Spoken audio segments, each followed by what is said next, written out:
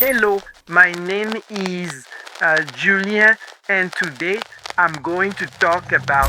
Vous devez faire une présentation en anglais, en cours, au bureau, en réunion avec des clients. Et là, panique totale.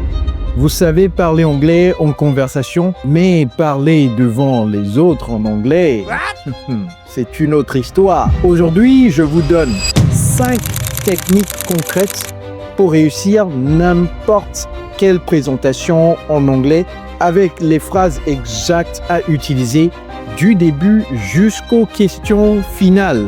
Dites-moi en commentaire si vous avez déjà eu un blanc total en pleine présentation en anglais. Hello everybody, it's Coach Joe, your English coach. Without further ado, let's go. Technique numéro 1. Ouvrir avec impact. L'erreur classique que font 90% des francophones au début d'une présentation en anglais, c'est qu'ils ouvrent avec « Hello, my name is Julien and today I'm going to talk about... » Non. C'est correct, mais c'est ennuyeux. Ça ne retient pas l'attention de la foule. L'audience décroche avant que vous ayez commencé. Les présentateurs qui impressionnent ouvrent différemment. Première façon d'ouvrir avec impact la question directe. How many of you have ever struggled with? Combien d'entre vous ont déjà eu du mal avec? Vous êtes-vous déjà demandé pourquoi? Poser une question engage immédiatement l'audience. Ils réfléchissent, ils hochent la tête. Ils sont avec vous dès la première seconde. Deuxième façon, le chiffre surprenant. Did you know that 75% of people fear public speaking more than death? Savez-vous que 75% des personnes craignent plus de parler en public que de mourir? Un chiffre fort crée de la curiosité instantanée. Troisième façon, le scénario. Imagine you're in a meeting with your most important client. Imaginez que vous soyez en réunion avec votre client le plus important. Vous créez une image dans la tête de l'audience. Vous avez leur attention totale. Et voici quelque chose que beaucoup ne savent pas. Vous vous présentez après votre ouverture, pas avant. My name is Kojo and today I want to share with you. Je m'appelle Kojo et aujourd'hui je veux partager avec vous. C'est beaucoup plus élégant et bien plus mémorable. Au fait, si vous avez du mal à parler anglais, n'hésitez pas à nous contacter. Nous avons déjà aidé des milliers de francophones dans plus de 60 pays du monde à parler couramment cette langue. Cliquez sur le lien dans la description de cette vidéo et nous nous ferons le plaisir de vous aider à changer radicalement votre vie grâce à l'anglais. Technique numéro 2, structurer clairement avec le bon langage de transition. En présentation, une structure invisible tue votre impact. Si l'audience ne sait pas où vous en êtes, elle décroche. En anglais, on appelle ça le signpost language, le langage de balisage. Ce sont des phrases qui guident l'audience à travers votre présentation comme des panneaux de signalisation. Pour introduire vos points, first, I'd like to, premièrement, je voudrais, to begin with, pour commencer, let's start with, commençons par, pour passer d'un point à l'autre, moving on to the next point, passons à mon prochain point. And this leads me to, ceci m'amène à, now let's turn to, tournons-nous maintenant vers.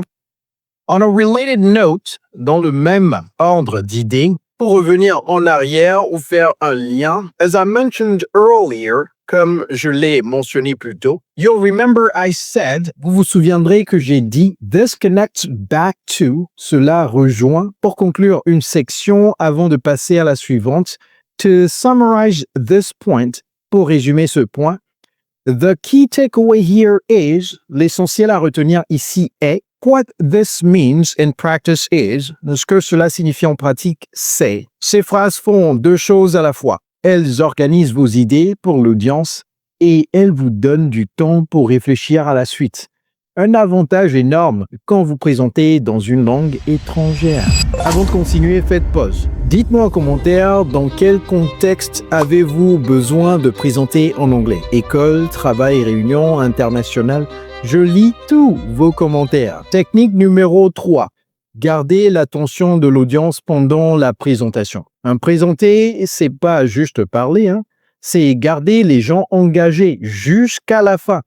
Voici les phrases qui font ça naturellement. Pour attirer l'attention sur un point important, I'd like to draw your attention to. Je voudrais attirer votre attention sur. Please note that. Notez bien que. This is particularly important because.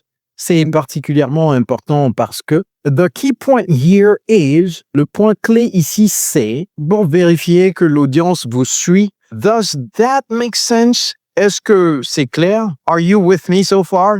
Vous me suivez jusqu'ici? Any questions before I move on? Des questions avant que je passe à la suite? Ces phrases créent de l'interaction en direct. Elles montrent que vous vous intéressez à votre audience, pas juste à débiter votre contenu. Pour illustrer avec un exemple, let me give you an example. Laissez-moi vous donner un exemple. For instance, par exemple, to put this in context, pour mettre ça en contexte, in practice, this looks like, en pratique, cela ressemble à, pour citer des données ou des sources, according to recent research, selon une recherche récente, the data shows that, les données montrent que, studies suggest that, des études suggèrent que, ces formules ajoutent de la crédibilité à vos arguments et elles s'utilisent aussi bien dans une présentation d'école qu'en réunion professionnelle. Écoutez, si cette vidéo vous aide, prenez une seconde pour liker, ça contribue vraiment à la chaîne. Et comme je l'ai dit, je lis toujours tous vos commentaires. Technique numéro 4. Gérer les moments difficiles sans perdre le contrôle. Les moments difficiles arrivent toujours en présentation.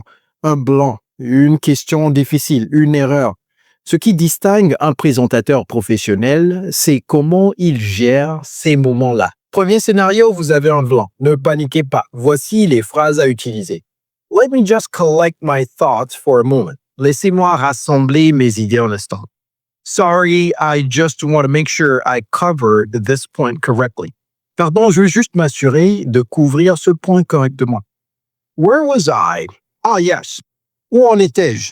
Ah oui. Ces phrases gagnent du temps.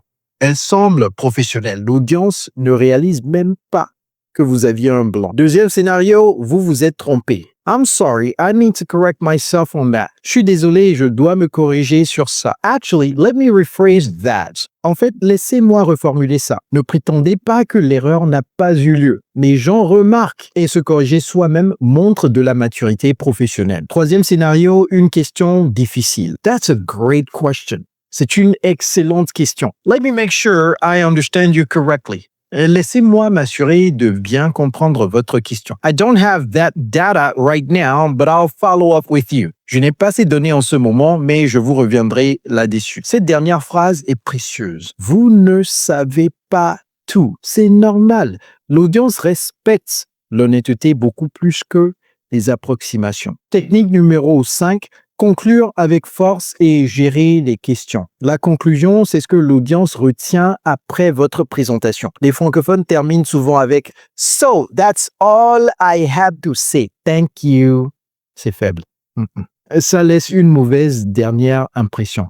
Voici comment conclure avec force. To summarize what we've covered today, pour résumer ce qu'on a vu aujourd'hui, the 3 key points I'd like you to remember are, les 3 points clés que je voudrais que vous reteniez sont, I'd like to leave you with this thought. Je voudrais vous laisser avec cette idée. The main takeaway from today is, le principal à retenir aujourd'hui est, et pour une fermeture élégante après le résumé, thank you for your time and attention.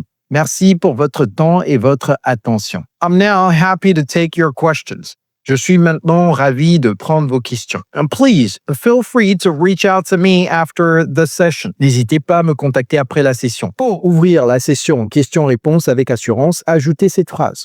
I'll do my best to answer your questions. If I don't know something, I'll let you know. Je ferai de mon mieux pour répondre et si je ne sais pas quelque chose, je vous le dirai. Cette phrase établit des attentes réalistes dès le départ et elle vous protège si une question vous prend au dépourvu. Dites-moi en commentaire quelle technique vous allez appliquer à votre prochaine présentation. Maintenant, si vous êtes encore là, vous méritez quelque chose de spécial. Un bonus. Voici quelques conseils de pro pour aller encore plus loin. Premier conseil, entraînez-vous à haute voix, pas dans votre tête. Beaucoup de francophones préparent leur présentation en lisant silencieusement leurs notes. Erreur fatale. Pourquoi? Parce que ce qui sonne bien dans votre tête peut sonner maladroit à haute voix. Entraînez-vous debout à haute voix chronométrée.